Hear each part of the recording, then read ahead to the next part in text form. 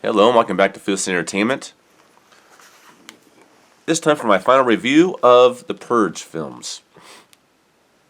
With 2021's The Forever Purge.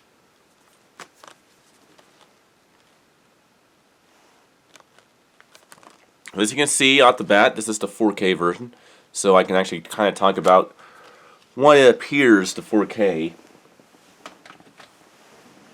looks like. I don't have 4K display myself, but you can still figure out what, from certain things you can spot when you're watching it on a big, humongous projector screen. They can tell you if it's more to this, more to that, what they did here, what they did that. So I will go into that.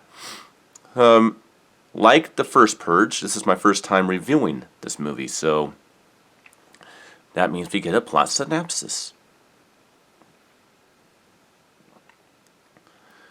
This right here is a sequel, not a prequel. And in this film, it deals with the demographics of Mexicans and immigration.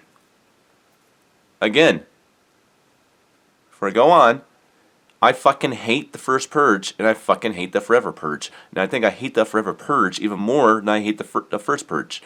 The first Purge, at least I got some fun out of. The Forever Purge, they're just boom, boom, agenda, social correctness, all the fucking time in this fucking movie. Not to the degree as, say, Blumhouse's Black Christmas, but it's fucking there all the time. Which brings on to the rest of the plot. A husband and wife Mexican immigrants are working on a farm for a rich farm owner, in which he also employs a lot of white cowboys who are all racist. You have one that is very much, he kind of keeps it blunt and he kind of doesn't cause problems, but for all intents and purposes, he's one of the main characters in the movies, of this movie, and he doesn't really like this Mexican guy all that much. And then the Purge commences, and after it's over, after everybody, had their safe haven, was locked up, they go back to normal lives thinking that the Purge is over, just to find out that there's a movement of people who are all white, racist people that hate Mexicans and hate blacks, that basically have bound together to form a militia to keep the Purge going, hence the title, The Forever Purge. And that's really what it is right there, and it never ends, and so all of our main characters are battling it out with these killers. They're trying to kill them left and right all over America, and America is under siege by a movement called the Forever Purge, and they're trying to make it to the Mexican border to safety. And this is where you kind of had the joining of, white people now liking Mexican people and all that stuff. But, and those are our two main characters. You have the white guy, who obviously the son of the owner of the farm, who was not really doesn't really like Mexicans, but kind of kissed himself. Well, our main Mexican character obviously saves his wife and his mom. They couldn't save their dad, obviously. He gets him to safety, and then he's kind of indebted to him, and he kind of understands reality and all that stuff. So yeah, there's that message there. But this is the problem, okay? I understand there's that message there to come together. We all love one another. It doesn't matter what kind of... Okay, I get the message. Here's my question. What the fuck is it doing in a Purge movie? You want to make a movie about white people hating black people, or white people hating Mexican people, and go ahead and make a movie to where they all come together and settle their differences and love one another, and we live all happy up after? Fine, go make that movie. This is not that movie. This is a fucking Purge movie. Okay? I'm getting so fucking tired of these Purge films being about social correctness. That's why when it comes to a Purge film at random that I put into my cinema and watch, it's always going to be one of the first three films, because it wasn't in your face like it is now.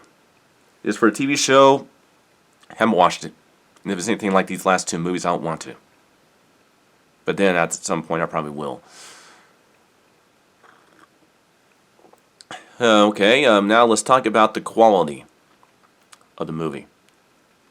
Now I kind of already addressed my opinion, so there you go. Let's talk about the quality.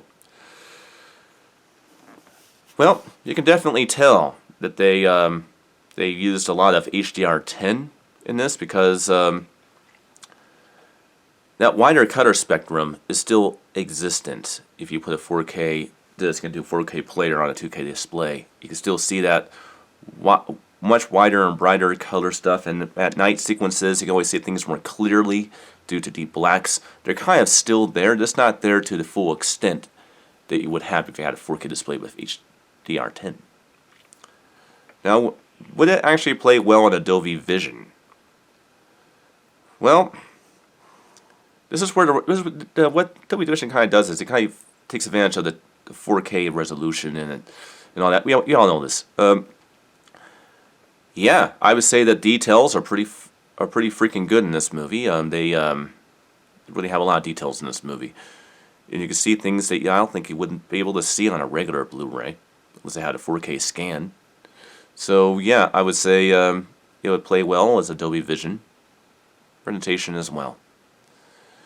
So yes, you're going to get a good picture no matter what. All you need is just that 4K player. Just make sure you get that. If you do have the option to have a 4K display, probably even better. Okay, the audio. Unlike the last film, this one has Dolby Atmos audio presentation on it.